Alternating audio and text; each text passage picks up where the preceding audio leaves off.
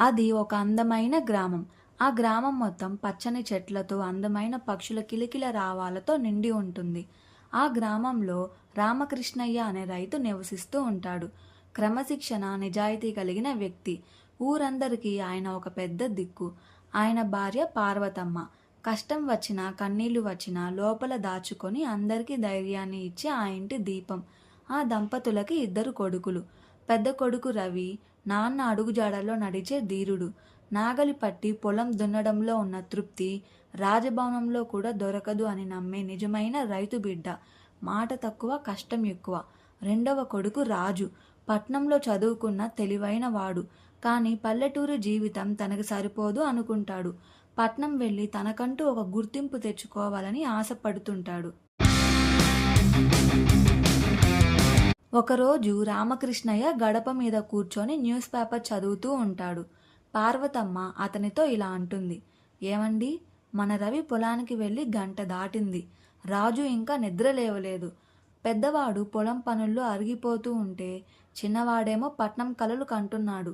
మీరైనా తన అన్నయ్యకు సహాయంగా ఉండమని రాజుకి నచ్చచెప్పకూడదు. ఆ మాటలకి రామకృష్ణయ్య ఇలా అంటాడు. ఎవరి రాత ఎలా ఉంటే అలానే జరుగుతుంది పార్వతి. మన రాజుకి ఈ మట్టి మీద ప్రేమ కలగాలి, అంతేకాని అది బలవంతంగా రాదు అని వాళ్ళిద్దరూ మాట్లాడుకుంటూ ఉండగా రాజు నెమ్మదిగా కళ్ళు నులుపుకుంటూ బయటికి వచ్చి ఇలా అంటాడు. అమ్మా, కాఫీ ఇవ్వు. నాన్న, ఈరోజు పట్నం నుంచి నా ఫ్రెండ్ వస్తున్నాడు. వాడికి ఊరంతా చూపించాలి. అప్పుడు రామకృష్ణయ్య కొడుకుతో ఇలా అంటాడు. మంచి విషయం. నీ స్నేహితునికి మన ఊరంతా చూపించు. కానీ మన పొలం గట్టు మీద కూడా ఒకసారి అడుగుపెట్టు నాన్న. మనకున్న ఒక్కగానొక్క పొలాన్ని నిర్లక్ష్యం చేయకూడదు. అది మనకి అన్నం పెడుతోంది. ఆ మాటలకి రాజు నిర్లక్ష్యంగా సరే అని చెప్పి అక్కడి నుంచి వెళ్ళిపోతాడు. ఈలోగా పొలానికి వెళ్ళిన వాళ్ళ పెద్ద కొడుకు తిరిగి ఇంటికి వస్తాడు. కుటుంబం అంతా కలిసి భోజనం చేస్తారు. కాసేపటి తరువాత రామకృష్ణయ్య వాళ్ళ ఇంట్లోని పాత ధాన్యపు గదిలో దుమ్ము పట్టిన ఒక పెద్ద ఇత్తడి పెట్టెను బయటికి తీస్తాడు. ఇది చూసిన రవి వాళ్ళ నాన్నని ఇలా అడుగుతాడు. నాన్న, ఇదేంటి? ఈ పెట్టెని ఎప్పుడు చూడలేదే. అప్పుడు రామకృష్ణయ్య ఇలా అంటాడు. ఇది మీ తాతలు మనకిచ్చిన ఆస్తి కన్నా విలువైంది రవి. ఇందులో మన వంశ గౌరవం ఉంది. దీంట్లో కొన్ని నిజాలు దాగి ఉన్నాయి. వాళ్ళు ఇలా మాట్లాడుకుంటూ ఉండగా ఇంతలో వెంకయ్య అక్కడికి వస్తాడు. అతను రామకృష్ణయ్య ఒక్కగానొక్క తమ్ముడు. మనుషుల్ని గుడ్డిగా నమ్ముతాడు. వెంకయ్య అక్కడికి వచ్చి ఇలా అంటాడు. ఏంటన్నయ్యా, ఆ పెట్టె బయటకు తీసావే? ఆస్తిపత్రాలు ఏమైనా సెటిల్ చేస్తున్నావా ఏంటి? అప్పుడు రామకృష్ణయ్య ఇలా అంటాడు. అన్ని ఆస్తులే కావు వెంకయ్య. ఇందులో మన నాన్నగారు రాసిన డైరీ ఉంది.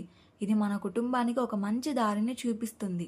అప్పుడు వెంకయ్య అనుమానంగా ఇలా అంటాడు. డైరీనా?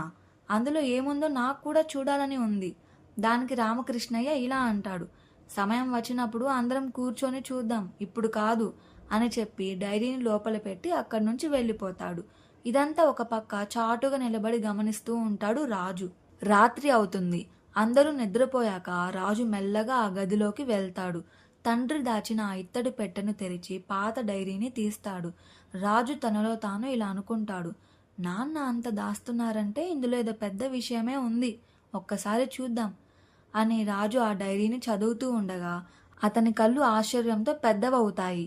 రాజు మనసులో భయపడుతూ ఇలా అనుకుంటాడు. ఏంటిది? 10 ఏళ్ల క్రితం ఆ బావి దగ్గర జరిగింది ప్రమాదం కాదా?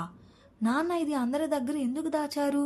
అంటే ప్రెసిడెంట్ గారికి దీనికి ఏదో సంబంధం ఉందా అని తనలో తాను ఇలా అనుకుంటూ ఉంటే సడన్గా బయట ఏదో శబ్దం వినిపిస్తుంది. రాజు భయంతో డైరీని మూసేసి తన గదిలోకి పరిగెత్తుతాడు. అర్ధరాత్రి అవుతుంది. పెద్ద వర్షం పడుతూ ఉంటుంది. ఎవరో తలుపును గట్టిగా తడుతారు. రామకృష్ణయ్య కంగారుగా తలుపుని తీస్తాడు. ప్రెసిడెంట్ గారి అమ్మాయి వాణి తడిసిపోయి అక్కడ నిలబడి ఉంటుంది. అప్పుడు అతను కంగారుగా ఇలా అంటాడు. ఏమైందమ్మా, ఇంత వర్షంలో ఈ టైంలో వచ్చావేంటి? అప్పుడు వాణి ఇలా అంటుంది. అంకుల్, త్వరగా రండి. బావి దగ్గర మా నాన్నగారు వెంకయ్య అంకుల్ గొడవ పడుతున్నారు. మాట ముదిరిపోయింది. నాన్నగారు గొడ్డలు తీశారు. నాకు చాలా భయంగా ఉంది అంకుల్. అప్పుడు రామకృష్ణయ్య షాక్ అవుతూ ఇలా అంటాడు. ఏంటి? వెంకయ్య అక్కడికి ఎందుకు వెళ్ళాడు? పద వెళ్దాం అని చెప్పి రామకృష్ణయ్య కర్ర పట్టుకొని వర్షంలో ఊరి చివర ఉన్న పాత బావి వైపు పరిగెత్తుతాడు. రాజు కూడా తన దగ్గర ఉన్న డైరీని జేబులో పెట్టుకుని తండ్రి వెనుక వెళ్తాడు. ఒకవైపు ప్రెసిడెంట్ వెంకట్రావు కోపంతో ఊగిపోతుంటాడు. ఇంకోవైపు వెంకయ్య కింద పడి ఉంటాడు. అప్పుడు ప్రెసిడెంట్ వెంకయ్యతో ఇలా అంటాడు, నీ అన్నయ్య దగ్గర ఉన్న ఆ డైరీని నాకు ఇవ్వమని చెప్పు వెంకయ్య, లేకపోతే ఈ రోజే మీ కుటుంబానికి ఆఖరి రోజు అవుతుంది. రామకృష్ణయ్య అక్కడికి వచ్చి ఇలా అంటాడు, ఆగు వెంకట్రావు, డైరీ కోసం నా తమ్ముని చంపేస్తావా? నీ గతం బయటపడుతుందని భయమా?